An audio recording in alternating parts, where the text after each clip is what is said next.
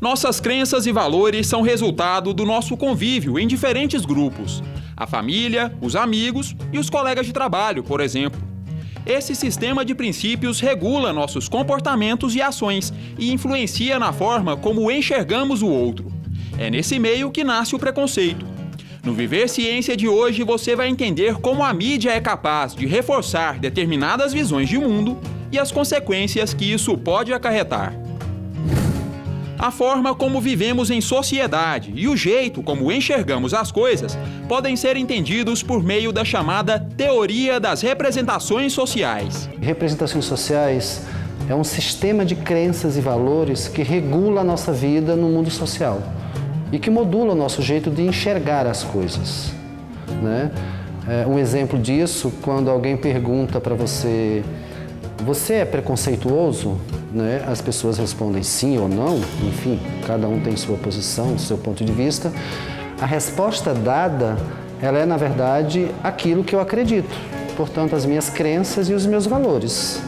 É disso que se ocupa a teoria das representações sociais, é esse desvelar desse jeito de ser do sujeito no mundo social.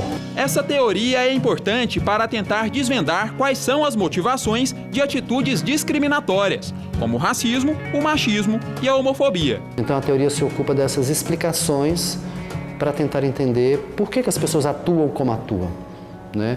É quase como fazer um mapa do mundo social e dizer: agora eu entendo por que alguém atua desse jeito. E eu acho que no momento em que você entende, você consegue lidar melhor com isso e consegue, se calhar, pensar maneiras, né, de eliminar esse tipo de comportamento, esse tipo de atitude negativa em relação ao outro. Um dos modos de difundir as representações sociais a respeito de diferentes grupos é a mídia, seja ela hegemônica, tradicional ou alternativa. Quando os veículos de comunicação divulgam determinadas representações, essas visões de mundo, inevitavelmente, se fortalecem. A mídia, sobretudo na teoria das representações sociais, ela funciona como um suporte. Ela não cria representações, mas ela dissemina. E ao disseminar, ela garante a manutenção. Então, quando você pega uma determinada mídia, seja ela impressa, televisiva ou mesmo as plataformas de mídia social, e você vê determinados discursos, não é a mídia. São pessoas, são grupos que estão usando a mídia como plataformas de disseminação. Então, verdadeiramente, a mídia é o suporte das representações. Olá, bem-vindos ao Viver Ciência. No programa de hoje estamos falando sobre a representação social dos soropositivos na mídia.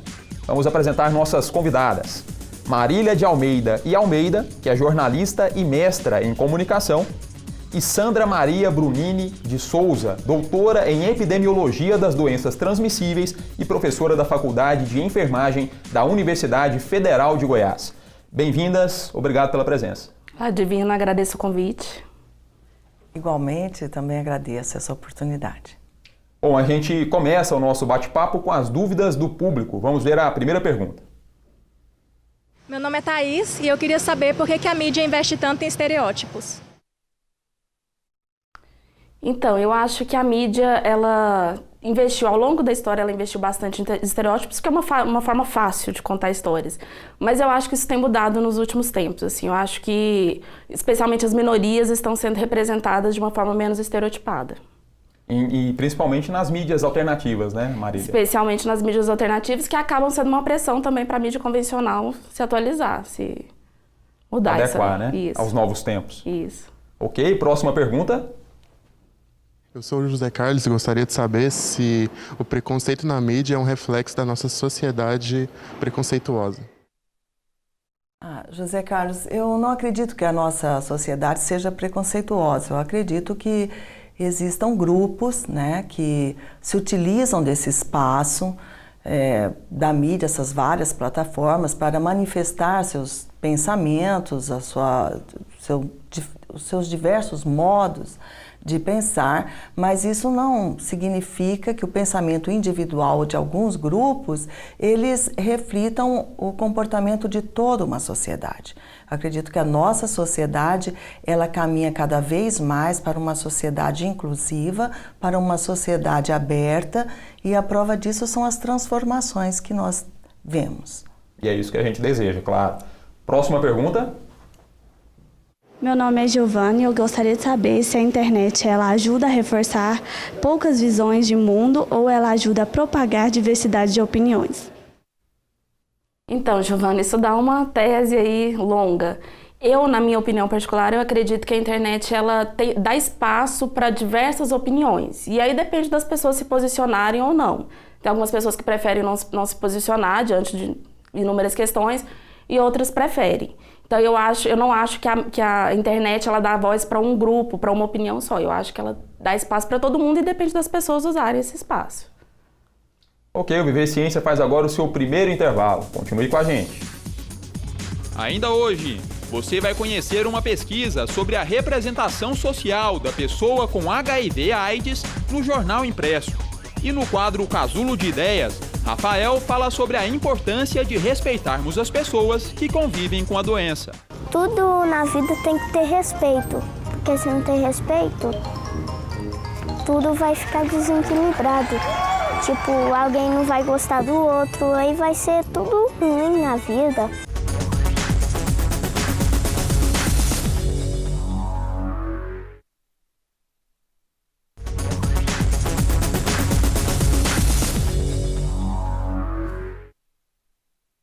Estamos de volta com Viver Ciência, hoje falando sobre a mídia e a representação social de soropositivos. Nossas convidadas são a jornalista Marília Almeida e a professora da Faculdade de Enfermagem da UFG, Sandra Maria Brunini. Na década de 80, a AIDS era uma doença desconhecida, cercada de preconceito, e isso ficava muito claro na forma como a mídia abordava o assunto. 3 décadas se passaram e o modo como os veículos de comunicação mostram a pessoa que vive com HIV/AIDS parece não ter mudado. A Marília desenvolveu um estudo sobre essa questão através do jornal impresso. Vamos conferir.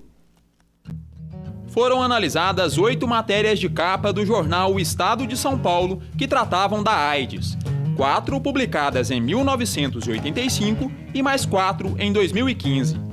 O objetivo era apontar a representação social da pessoa vivendo com HIV/AIDS na mídia impressa brasileira em diferentes épocas. A gente analisou essas 4 reportagens de capa de cada ano, analisou criticamente, com o objetivo de compreender como a mídia, por meio das suas fontes, dos seus discursos, das abordagens escolhidas, como ela contribuiu para a criação de uma representação social das pessoas vivendo com HIV/AIDS desde a década de 80 até os anos 2000. Mesmo depois de 30 anos, a forma de abordagem da AIDS parece não ter mudado de forma significativa. O vocabulário foi suavizado, mas o discurso é o mesmo. Em 85, quando se falava das pessoas que contraíam o vírus HIV, era quase uma ficção, porque eles não entrevistavam ninguém, não tinha uma fonte que tivesse contraído o vírus HIV ou que tivesse com AIDS. A gente nunca ouvia a pessoa que tinha HIV, a gente não ouvia nem os assistentes sociais que lidavam com essas pessoas. As fontes eram só médicas. E aí, em 2015, é diferente, porque as fontes consultadas normalmente são as pessoas que vivem com HIV e AIDS. Mas mesmo assim a gente encontra, por exemplo, a fala médica, que é um discurso muito autoritário, é um discurso da verdade, a gente não discute a fala médica, né? A gente tem como verdade.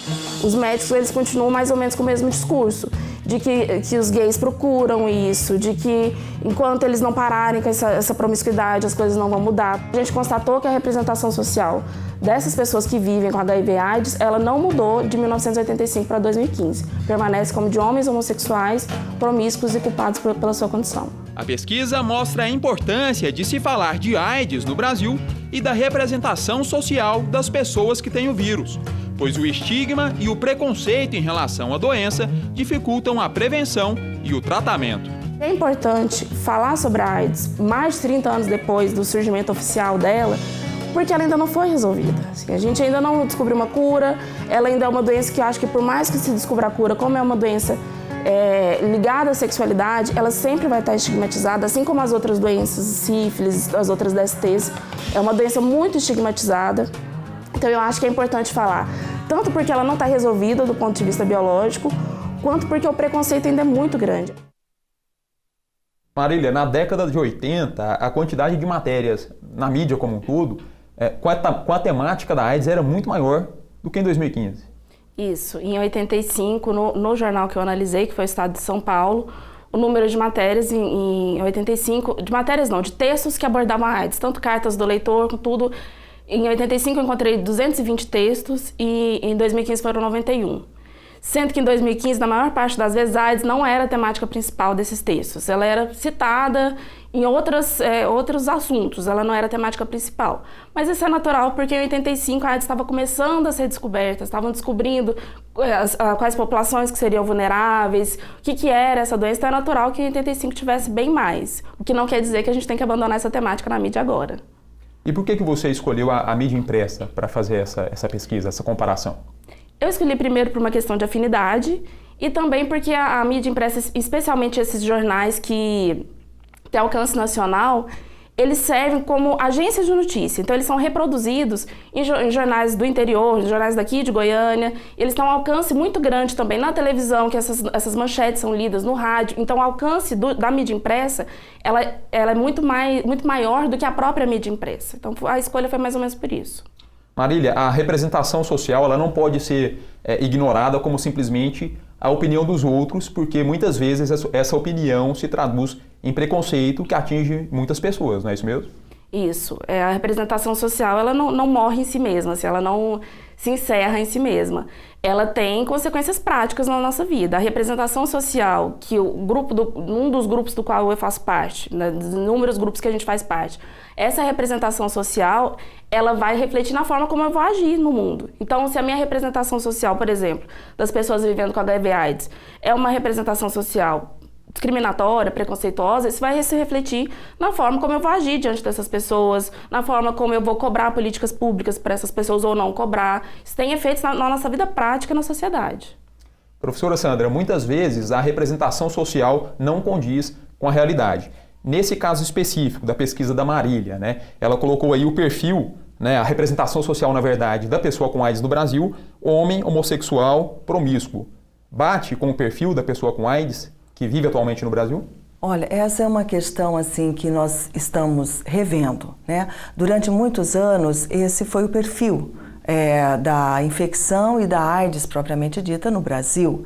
Porém, depois de muitos enfrentamentos e de muito investimento, nós conseguimos reverter esse quadro e o Brasil passou a apresentar um outro perfil de epidemia, um perfil mais voltado para a heterossexualização, feminização, juvenização, né? E a interiorização da infecção. Entretanto, nos últimos anos, nós temos observado um recrudescimento, um retorno do aumento do número de casos entre pessoas, homens, né, que fazem sexo com outros homens, né, e também, principalmente entre jovens adolescentes, também homoafetivos. E isso é uma coisa bastante preocupante que nos leva a pensar que não podemos baixar a guarda em relação à prevenção direcionada para grupos mais vulneráveis, sem dúvida nenhuma.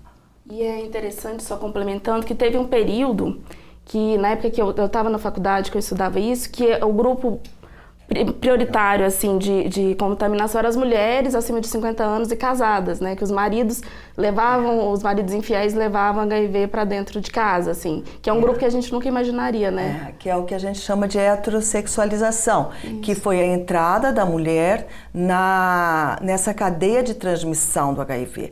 Porque, imagina-se, se essa infecção cursava exclusivamente entre homens que fazem sexo com outros homens, uma mulher poderia estar envolvida nessa questão. Entretanto, no início da epidemia, nós, profissionais de saúde, desconhecíamos, inclusive, as diversas práticas sexuais, né? Entre elas, a relação de que o homem ele tem relação tanto com a mulher, tanto com o homem. Existe o que o direcionamento do seu afeto ele não é necessariamente unilateral, entendeu? Numa única direção. Dessa forma, a mulher se infectou. Ok, o Viver Ciência faz agora mais um intervalo rapidinho. No próximo bloco tem Casulo de Ideias. Continue com a gente. Fique ligado, Viver Ciência volta já!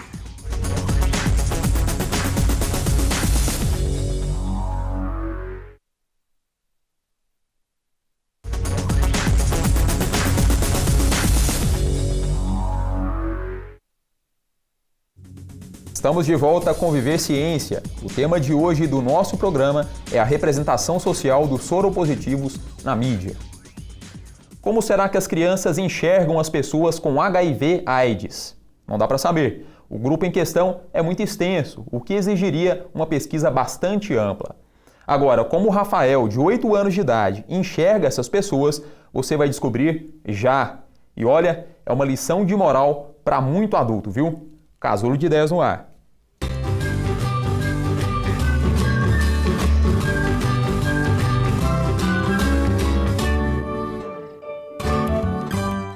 Meu nome é Rafael, eu tenho 8 anos.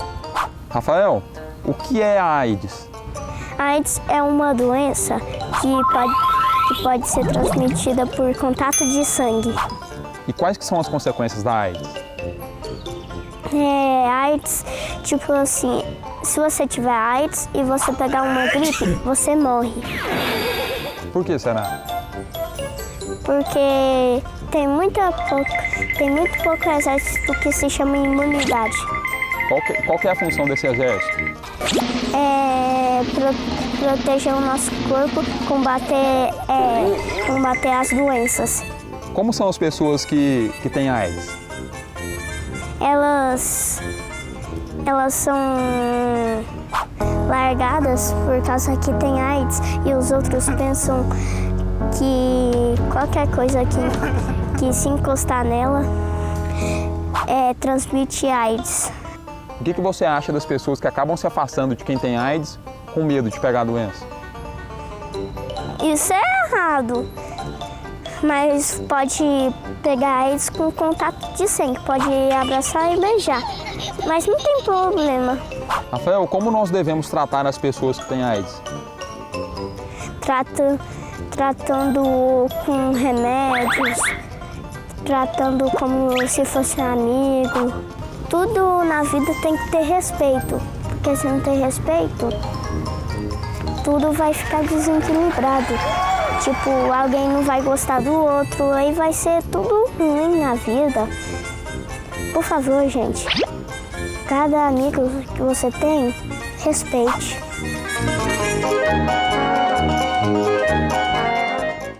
Então, o que vocês acharam aí dos comentários do Rafael?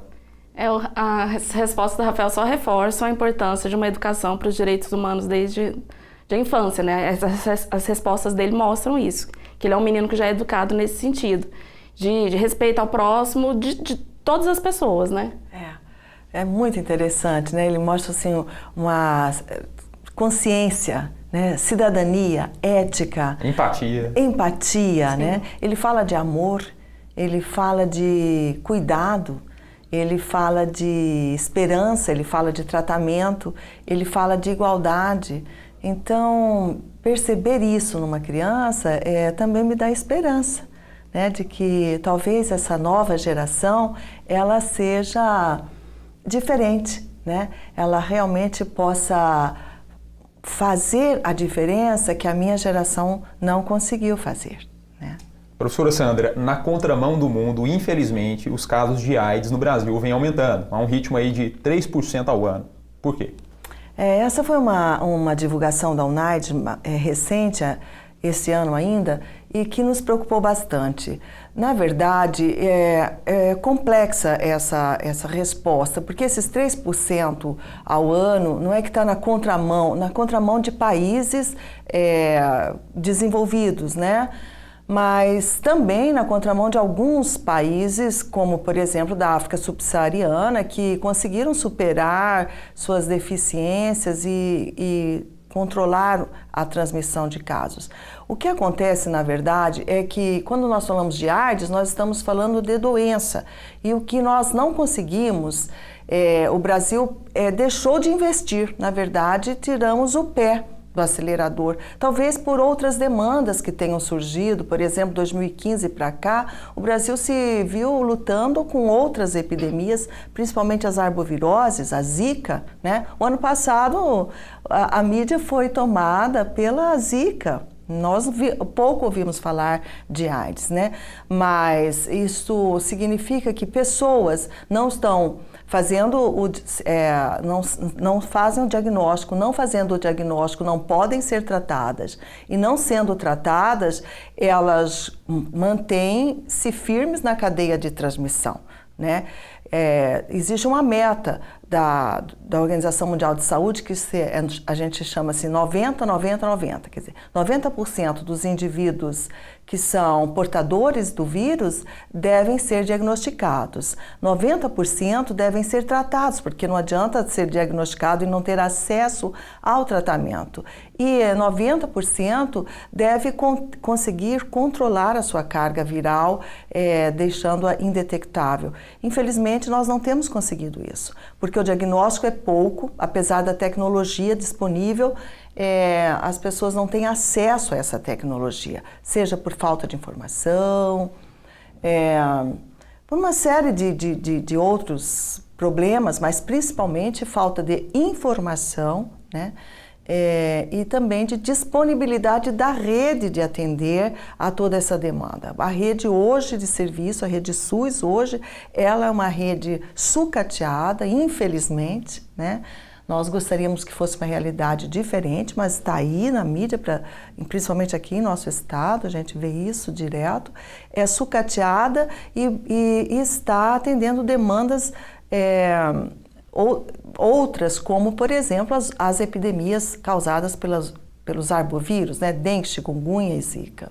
Ok, infelizmente o nosso tempo chegou ao fim, muita coisa para discutir. Sim. A gente conclui então que trata-se de um problema de saúde pública, mais investimentos são necessários, questão também de educação, de informação, as pessoas precisam dar um fim, né, a esse preconceito. Bom, quero agradecer a Marília Almeida pela presença no nosso programa. Obrigado, Marília. Eu que agradeço muito a oportunidade. Professora Sandra Maria Brunini, obrigado pela presença. Sim, mais uma vez, eu é que agradeço, foi maravilhoso estar aqui com vocês.